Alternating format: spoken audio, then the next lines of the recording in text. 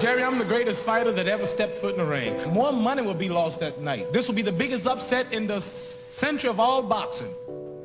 Muhammad, the best defense in the heavyweight. The best move in the heavyweight. Everything is possible in your life when you believe. When you believe, everything is possible. You have two hands. Amen. Everything is possible. Go. Go. And take it whatever you want to do.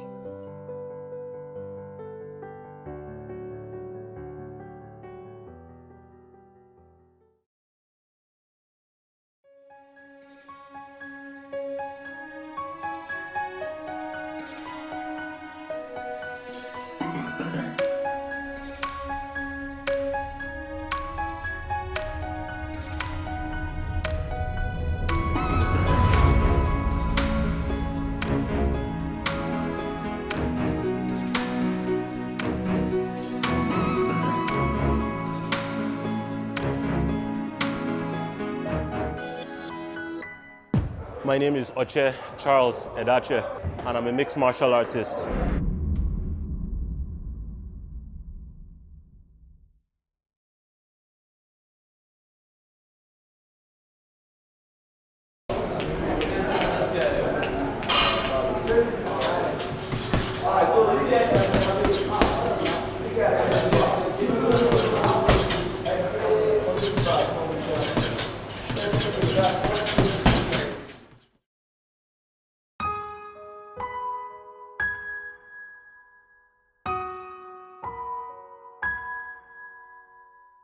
MMA has taught me that I'm stronger than I ever thought I was, and that everybody deserves a chance. The skinny guy, the chick with the glasses, the kid that is overweight and obese, everybody deserves a chance, and everybody is a beast. 2.5 years ago, I was skinny, like I was this skinny. I was so skinny that I tried to lift a metal bucket on my lower back. I had a mini fracture. That was what sent me to the gym. Then I started training. That's where all the muscle and all of this came from. Oche is about to embark on his first Shark Tank. So what a Shark Tank is basically, he's going to spar with every single opponent here. Everyone, look around. These are all Fight Club members.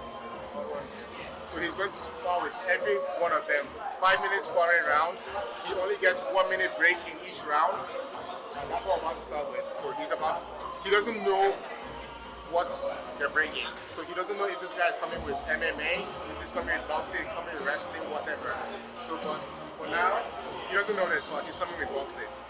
So he doesn't know if he's gonna kick or not. But for now, his first round is boxing. So the second round, we have someone for wrestling, we have someone for kickboxing, we have someone for full MMA. So again, that's just what's fun about it. He doesn't know what's coming. So he just literally just randomized like that.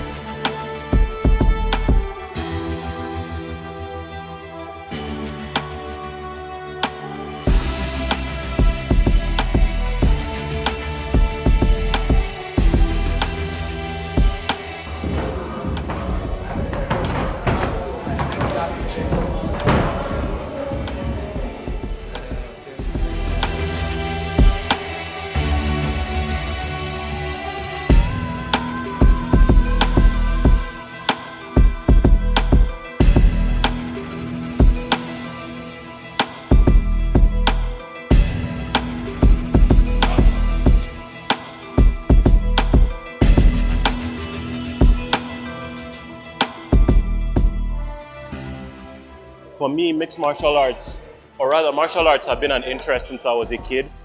But if I'm being 100% honest, practicing all of this came from a place of insecurity, because I always wondered what would happen if I ever was in a position where I needed to defend myself or my loved ones, or my children, or my nieces, or my nephews, and I didn't have any weapon around me. What would I do? Would I scream? Would I run away? Would I stand? Or would I fight and do something? The second was that mixed martial arts is a worldwide phenomenon at this point in time.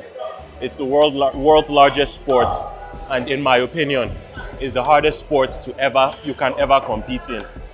So if I can compete in this sport, win and dominate, then there's nothing in my real life, in my job, in my relationships, in my finances that I cannot overcome, because this right here is the hardest thing that life has ever thrown at me. My name is Chidi Richard Wankwo. I'm the co-coach here at Body Rocks. Today was Shark Tank. So basically, as I explained earlier on, Shark Tank is basically we're drilling one particular person. So everyone is drilling him. Sparring, continuous sparring, 5-minute sparring. He only has 1-minute break. Different styles, different martial arts style. Each round he has a different opponent with a different style. So he needs to figure it out. So we're just trying to trigger his fight instincts, trigger that adrenaline just to kick in right on impulse. And again, that's just what we do here.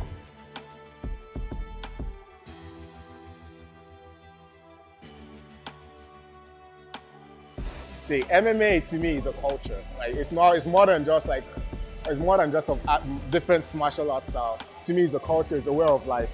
So most people just think that, okay, I'm just trying to learn MMA to try and beat up somebody. That's what people usually think of. To me, it's just a culture. You wake up every day, you start a routine, you work out.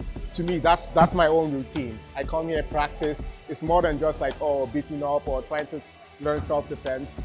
It's just a way of life, because it teaches you so many things that you don't even know that it teaches you. It teaches you about respect. It teaches you about self-control, most importantly.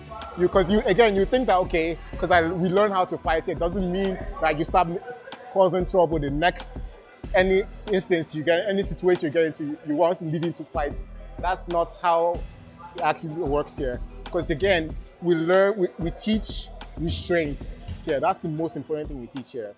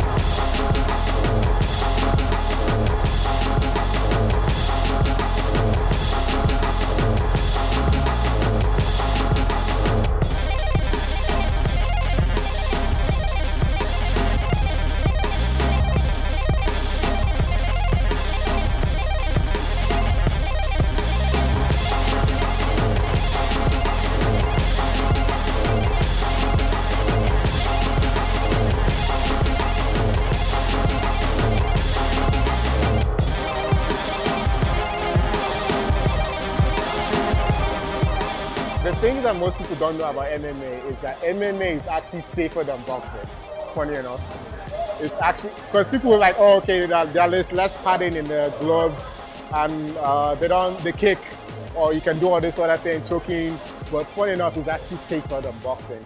Why?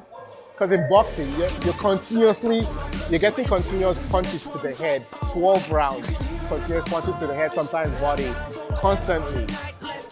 In MMA, once they see if you're in any sort of danger, the fight is instantly stops. That's the safer thing about it. So they care about the fighters as a whole regarding to boxing. In boxing, there's not much care taken to the fighters. So it's usually once you drop down and they see you can't stand up completely, then they stop. In MMA, once you're held down and they're continuously punching you, they stop it. So they see your life is in danger. That's how people get brain damage. Listening to Iron Man and I got the speed of a cheetah with the reflex of a keeper. You would see heads getting eaten and you put me next to a zebra. I'm training like a maniac, you're praying that I may collapse, I'm saying that I may react when I game and crack and take you back way back on a baby mat. As plain as that, you're in a last. Where am I and who the fuck just hit me like a train went past? And now I'm standing with no change of tack, swinging like I'm Caesar from the planet of the apes. I'm fucking up on sight, I put my blood, sweat and tears into this one fight. Oh, why? You can hear it in my voice. Then I'm down for whatever on the night. Left jab and then a right. Kill them all. Kill them all. Kill them all. Kill them all.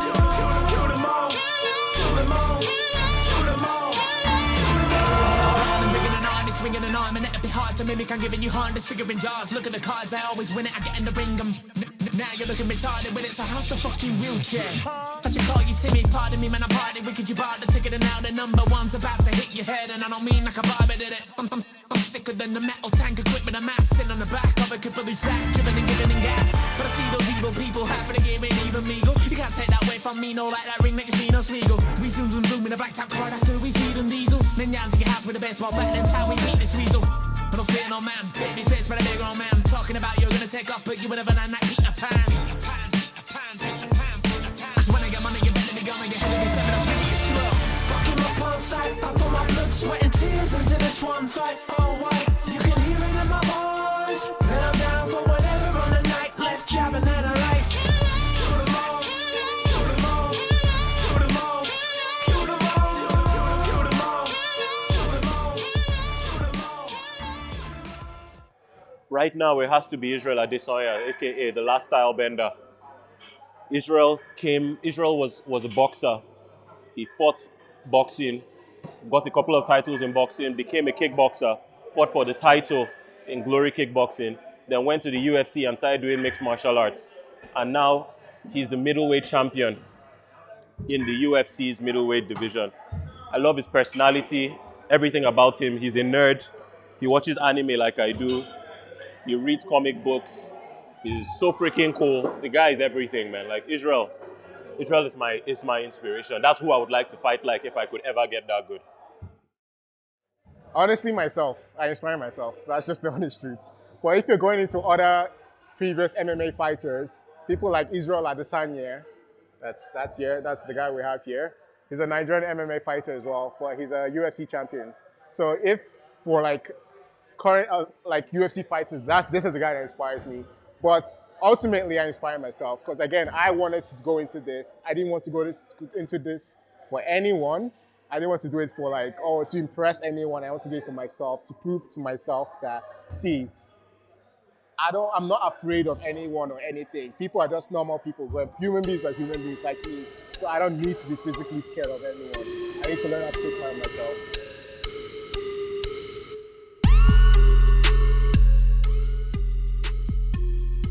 2 weeks ago. His name rather is Farid Yusuf. Best boxer I've ever had the pleasure of boxing with. We went really hard and he almost knocked me out. He hit me a couple of times and I saw black. I wasn't there. It was just willpower and strong head that kept me in it. And second time was today with Farid again. That one I even went to my knee self, but came back. So Farid both times, amazing boxer, cleanest boxer you ever see in Abuja. Nobody comes close, nobody. He's the guy's beautiful to watch. So those are the 2 times from one person.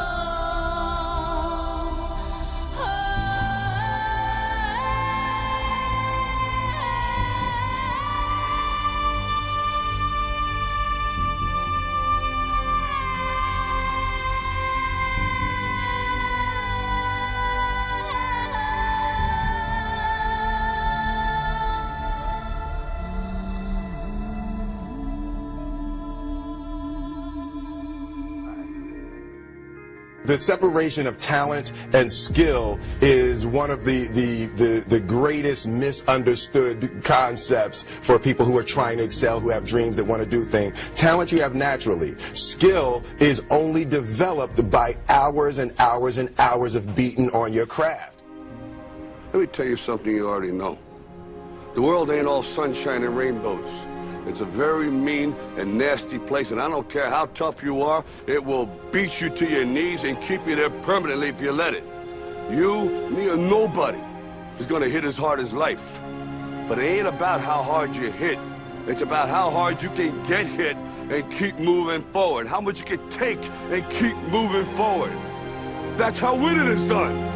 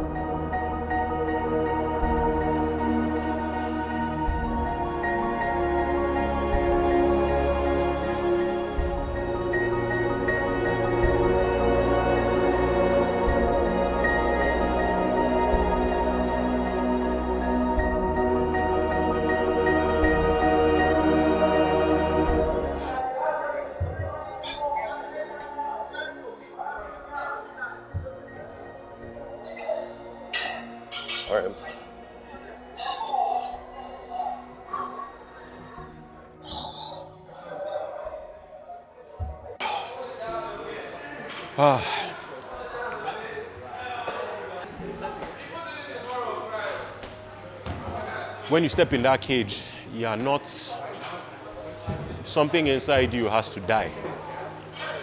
And that thing dies so that something better inside you can come out. That's what all of this means to me. I'm killing weakness, killing insecurity, killing frailty. I'm killing the parts of myself that I'm not proud of, my regrets, my weaknesses, everything. And when those things die, the real me comes out. Man, for me, I'm working towards it right now, but it doesn't even have to be a fight. I just need to spar. Just a sparring session with Izzy, Israel, the last style bender at this time. If I can spar with him, I'm good. MMA has taught me a lot about myself that I didn't know. First of all, it boosted my confidence as a person. Initially, I'm a very shy guy. I always keep to myself. It taught me about self-confidence. It taught me about like me believing in myself, me inspiring myself. Because again, I used to be that kind of guy that would look at something like this, like I can't do it. I used to be that no sayer. But as I started MMA, I understood that, see, I'm the only one limiting myself. No one else is limiting me from doing anything. I'm the only one. I'm the only obstacle that's stopping myself from doing things. That's the biggest thing MMA has taught me. Oh, honestly, don't overthink it. That's the biggest advice I'll give to you. Because most people would look at this and like, oh no, I don't want to get hurt. It's not that case. You're overthinking it. People that usually come here, within like the first 2 days, they fall in love with it. Because they don't think it's something they'll get into until they actually try it and see how fun it is. So overthinking it is the main issue most people have, so don't overthink it.